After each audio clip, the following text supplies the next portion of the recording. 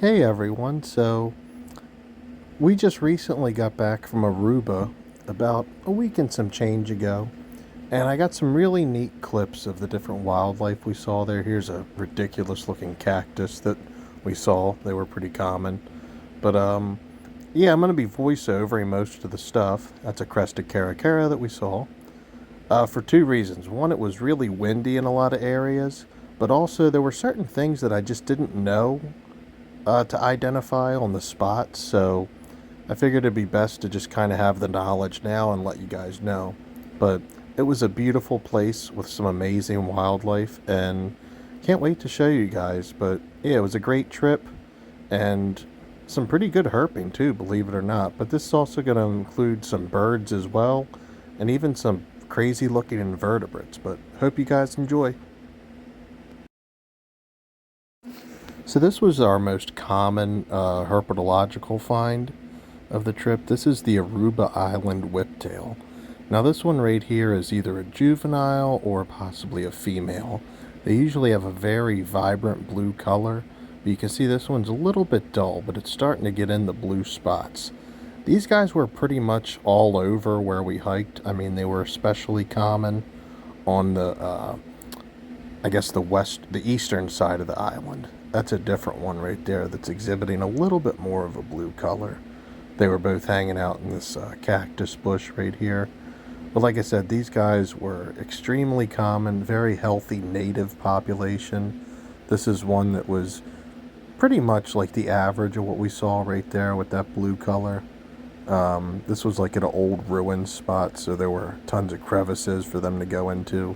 These guys did not mind the heat at all, even at like the hottest parts of the day.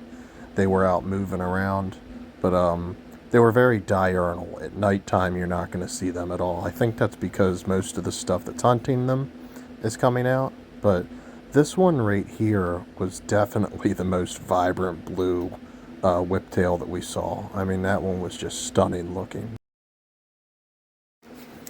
So this right here was actually one of my main targets for the trip. That is a burrowing owl. Now right here was an area where they had been spotted a lot, and it's actually a protected zone. This is about as close as you can get. We got lucky and saw this one fly up into that bush. But yeah, these burrowing owls, similar to the ones here, but they are endemic to the island of Aruba, and they're extremely protected. So that was really neat to know. They can't build around their nest sites or anything. This was the first one that we saw. Like I said, it wasn't too alarmed by us, but it definitely noticed that we were there. Basically, this whole area is their burrowing site, and I believe they hunt at dusk. This was another one that we saw right near the burrow. But unlike most owls, they are very active during the daytime.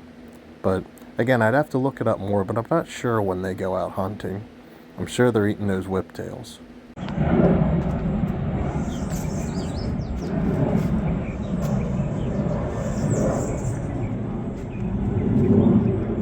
This is such an interesting habitat because if you walked up that hill right there, that would just be like more of like an arid, rocky, desert type climate. And then it's like you come down here towards the lagoon, and it almost looks like you're in Costa Rica. Very strange place. But if I were a boa, I'd be hanging out in here. So this was a cool find near the lagoon. Right in this tree crevice was a Wegmans striped gecko. They are another endemic species to the island. The footage here isn't that good. I'll add a picture after this, but really cool find. Endemic to the island as well.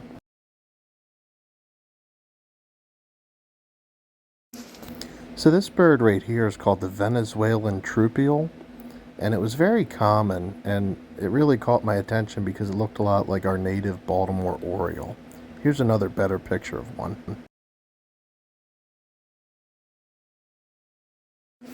So this one was a little bit bittersweet. I really wanted to see a boa while I was in Aruba, and we got to see this one right here. But unfortunately, they are an invasive species in Aruba.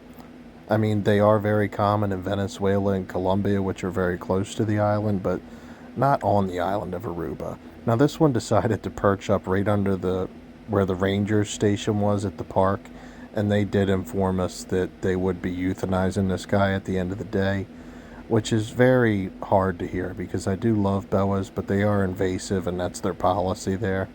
But this was a good looking one. I would have took him home if I could, but like I said, they are invasive. But it still was cool seeing one in the wild, but I'd like to see one where they're native too.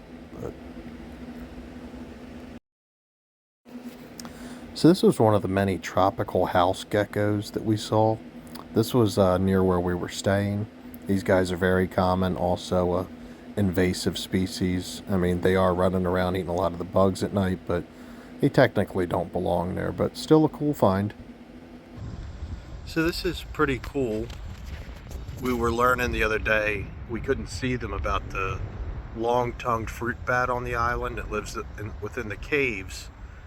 And the cactuses here only blossom at nighttime. So those bats, since they're nocturnal, are the only thing that's pollinating these cactuses. So that's pretty cool that we're seeing that at night. We also just saw a DOR boa, but that tends to happen. So this is crazy. This is a giant centipede. Oh my god, this thing's almost, it's got to be every bit of 10 inches long. I don't know if these guys are invasive or not. That is nuts. This thing looks, look at the size of those pinchers right there on the back. That is crazy. That's the most insane invert I've ever seen in the wild. That is nuts. We're just out here cruising for boas. Wow.